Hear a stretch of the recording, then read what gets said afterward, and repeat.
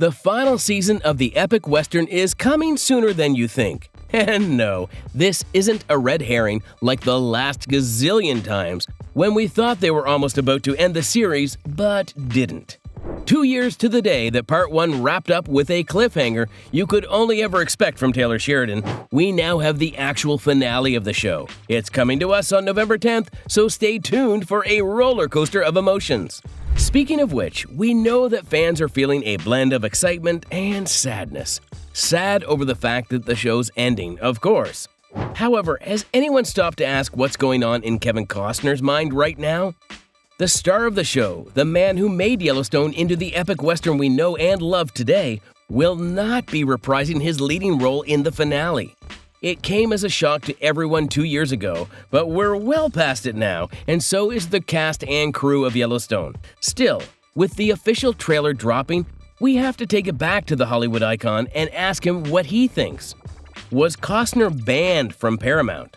A lot of rumors started swirling around when Kevin Costner announced his departure from the series. Back in 2022, when it became headlines that Kevin would soon be leaving Yellowstone, it was surrounded with a lot of rumors on why he just made that decision. So let's run through a few of them and talk about what's true and what's far-fetched. Oh, and what's a complete and utter lie. Starting with the fact that Kevin left to work on Horizon. That one would be true. He did, in fact, start work on Horizon, the film franchise that's also, get this, a western. What isn't true, however, is everyone accusing him of taking the western acumen he just learned from Sheridan's hit series and applying it to his own movie. Are we really forgetting Dances with Wolves over here? Costner has always had a knack for westerns. It's kind of what he's best known for. Sure, he's had a couple of other movies throughout the years. He's been a fictional character taking from the rich and giving to the poor in Robin Hood. And he's also been a baseball whiz in Field of Dreams. However, his best featured movies would be the westerns. So no, Kevin didn't take away from Sheridan's ideas for Yellowstone. That's not something even the series co-creator is accusing him of. In any case, the one thing that Kevin might have picked up from Sheridan was his determination to make his dreams come true. So Sheridan had also hauled his script for Yellowstone from one studio to another, hoping someone would greenlight it.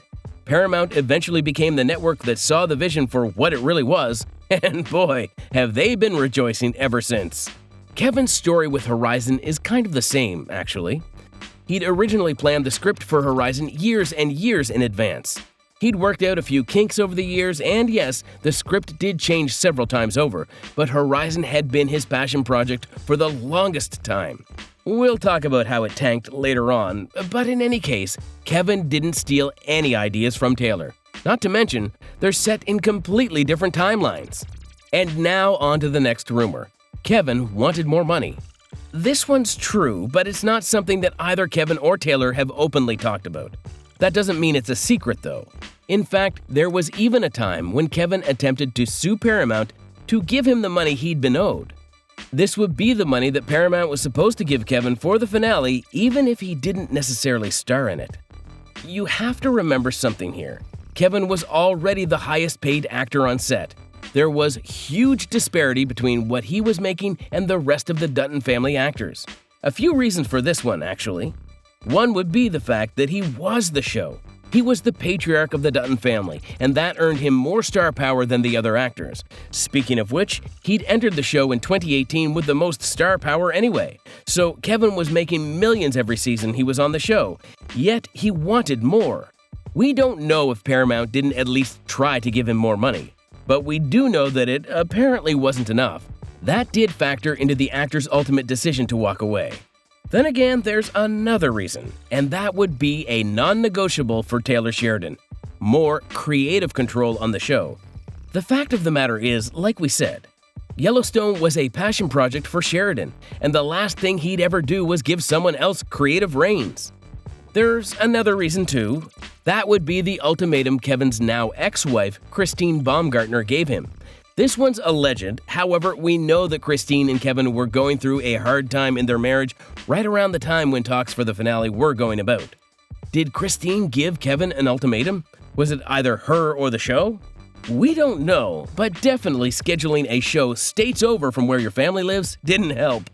In the end, a few things happened. Horizon was filmed, released, and tanked.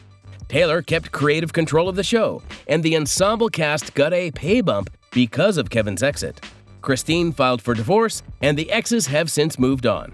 On that note, Taylor and everyone else from Paramount has also moved on. Kevin tried to come back, but it just wasn't an offer on the table anymore. So now what? Well, nothing really. Kevin admitted that while he would have appreciated the chance to go back and film the finale, giving John Dutton the send-off he deserved, it wasn't a possibility. He was okay with it, however, and claimed that he had nothing but admiration for everyone at his former workplace.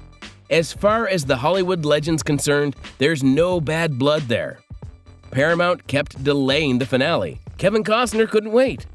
Although Costner originally signed on for 3 seasons, he extended his contract, ultimately planning to stay on board for 7.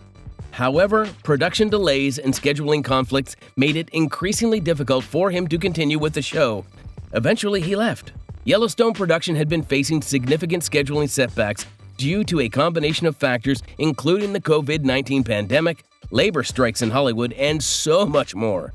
The pandemic disrupted production schedules worldwide, and Yellowstone was no exception. Costner reportedly offered several solutions, hoping to keep his commitment to both Yellowstone and Horizon. Unfortunately, it became clear that scheduling these two demanding projects around one another wasn't happening. Costner reportedly offered to film a brief send-off for John Dutton, including the suggestion that his character could be killed off if necessary to wrap up his storyline quickly.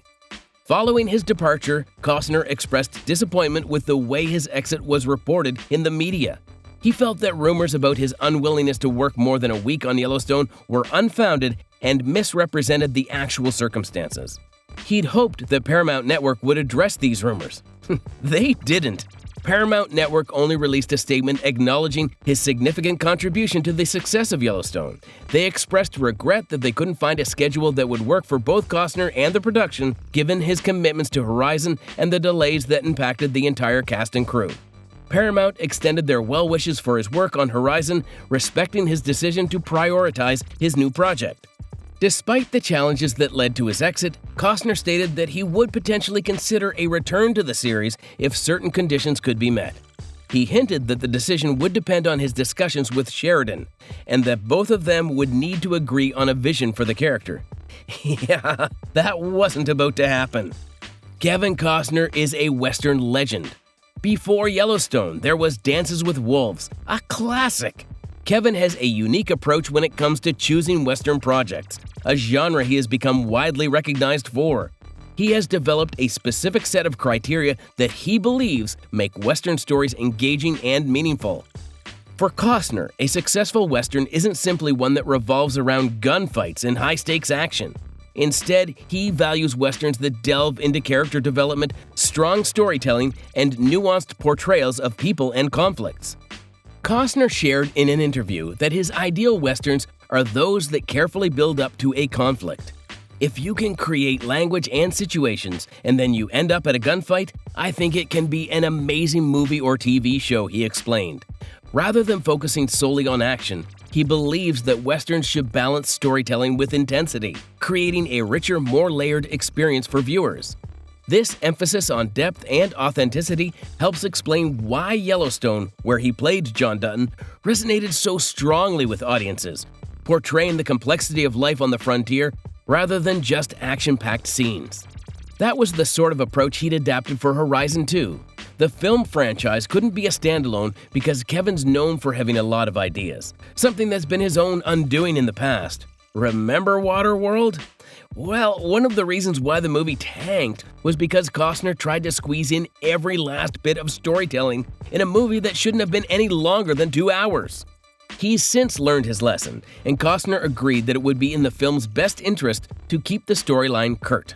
But the compromise was that he would be making more than just a standalone film. Hence the franchise. Was it a gamble that necessarily worked in his favor? We can't say that for sure, especially since critics have panned the movie. But some fans believe that it might just be because the storyline was a slow burn. There's still hope that things get fast and moving in the other movies yet to come. But anyway, back to Kevin and his approach to selecting Westerns. The actor is also deeply interested in the resilience and survival stories inherent to Westerns, capturing how people historically moved west, facing dangers to claim their own place. According to Costner, this quest for land and the chance to build a life amid challenges is a compelling aspect of the genre. He appreciates Westerns that show the risks people took and the difficult decisions they faced daily, with nothing but their own grit to protect them in a lawless environment. This element of hardship, authenticity, and the push to claim a piece of the frontier is what keeps him drawn to Westerns time and again. So why'd he take on Yellowstone? Well, Costner commented that one reason the series stood out was because of its human-centric approach. Rather than leaning into the simplistic good guy versus bad guy trope often seen in Westerns, Yellowstone explored the characters' internal and external struggles in a way that made them relatable and complex. He pointed out that the best Westerns make audiences ponder questions like, were you tough enough to make it? And confront the harsh realities and moral dilemmas of the West. Undoubtedly, Costner's impact on the series remains, and his influence on the Western genre is still profound. And that's despite the fact that he won't be a part of the finale. His approach has contributed to his successful portrayal of Western characters, setting a high bar for what he considers quality storytelling in this space. While his new project, Horizon, has had a mixed reception, it's clear that Costner's criteria for a good Western, depth, character, and authenticity, continue to guide his choices and performances in the genre. His family shares his love for Westerns.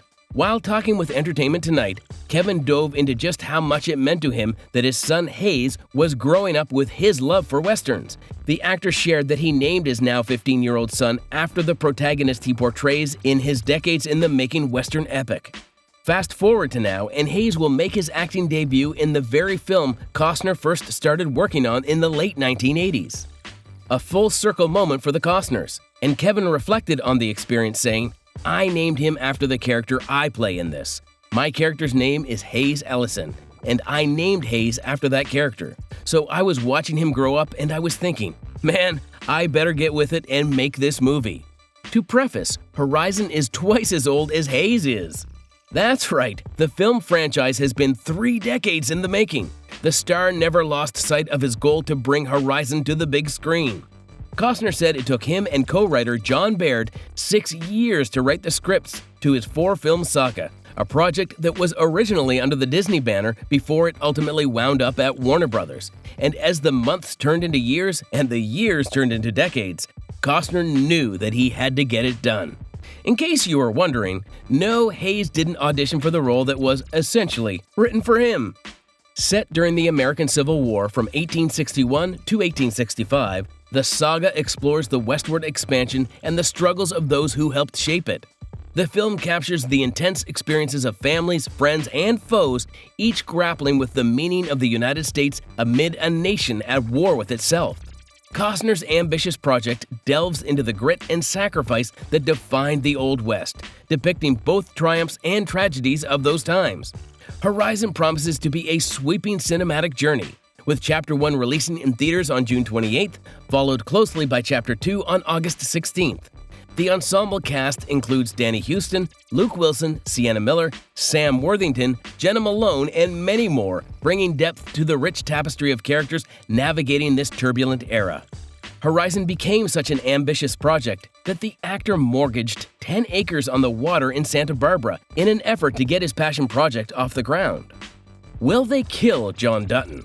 At this point, everyone's thinking it, so we might as well say it. What tragic and devastating scene will lead to the death of John Dutton?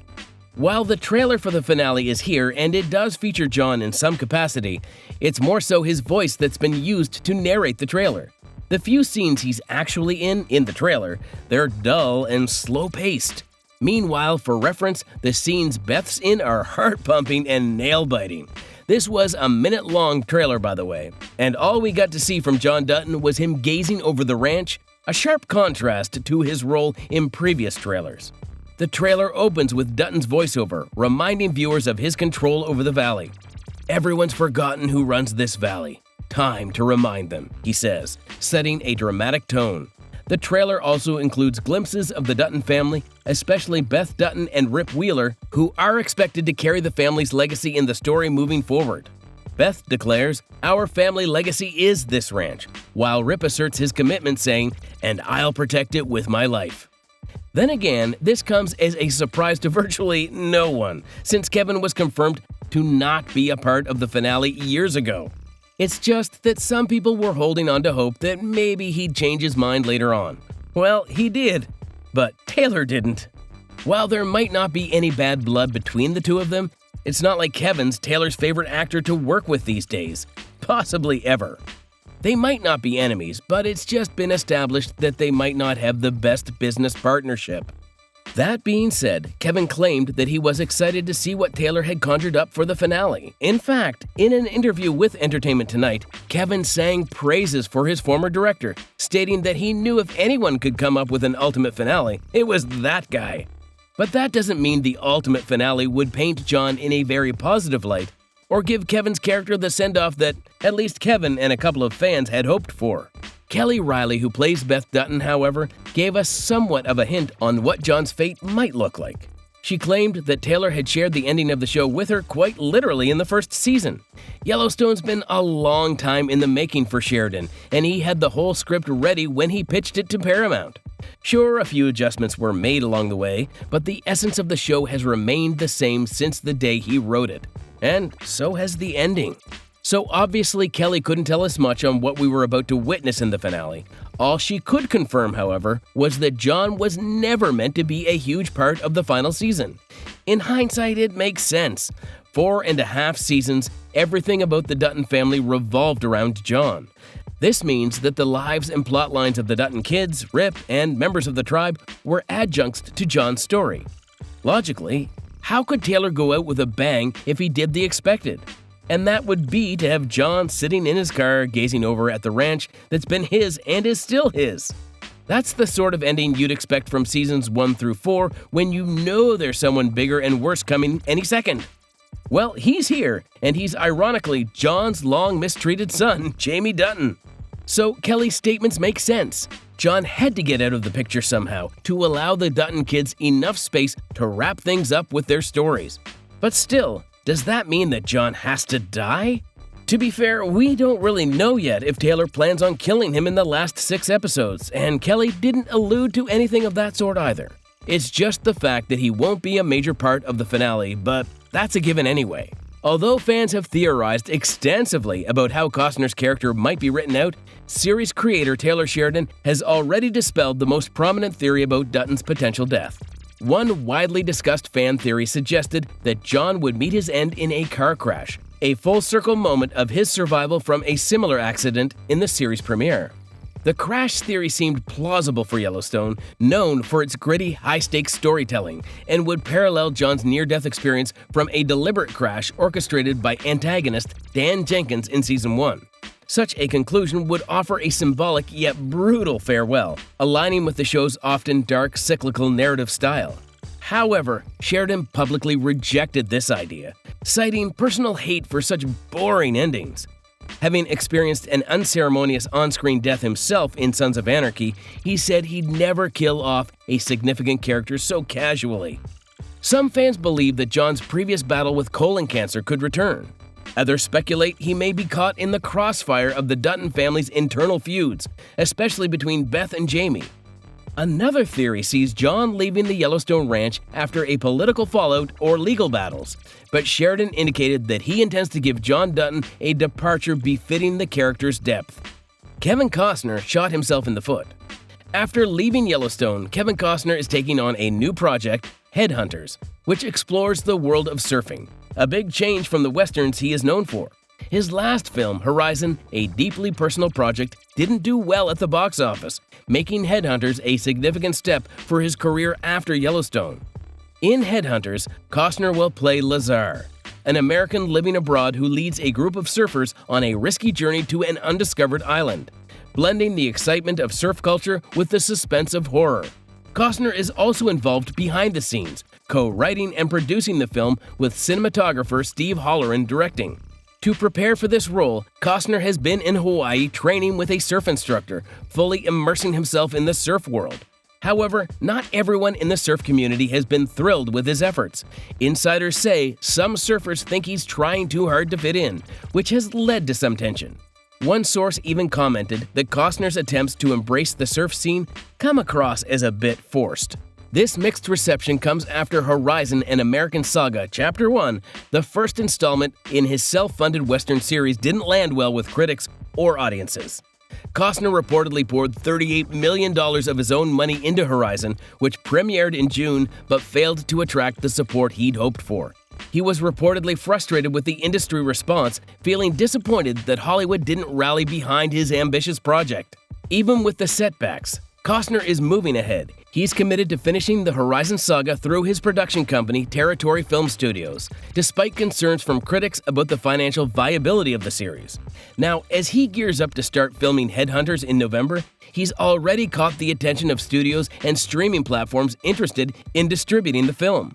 This shift from westerns to surfing might redefine Costner's place in Hollywood, opening up a new chapter in his career beyond the genre that made him famous. The career change or the genre change wouldn't have been big for Costner when he was dominating the silver screen back in the 90s or even up until the 2000s. Now, however, it seems a bit unprecedented for a career actor, a Hollywood icon, to be taking on such a vastly different role than what he's typically known for. Costner's new roles have everyone questioning if he's done with Western. That might not be the case. Kevin Costner will always have a deep, deep love for Westerns. What has changed probably has at least that directors are apprehensive of working with him. In the Western niche, there'll never be a role greater than John Dutton, something Kevin should have considered when he started working on Horizon.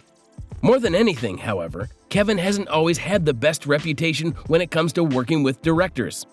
Yellowstone wouldn't have been the first production he's been accused of railroading. If anything, the man's so well known for his vision that he often steamrolls production and demands a seat at the scriptwriter's table.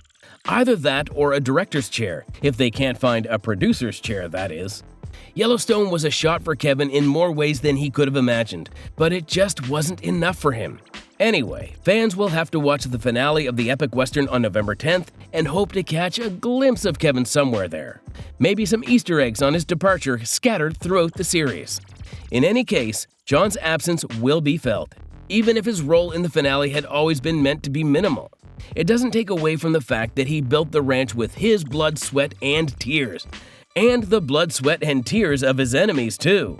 What do you think is in store for us in the finale? Will Jamie take over? Will it be Beth and Rip? Or maybe Casey takes the ranch from right under them? We'll have to wait for November 10th to find out.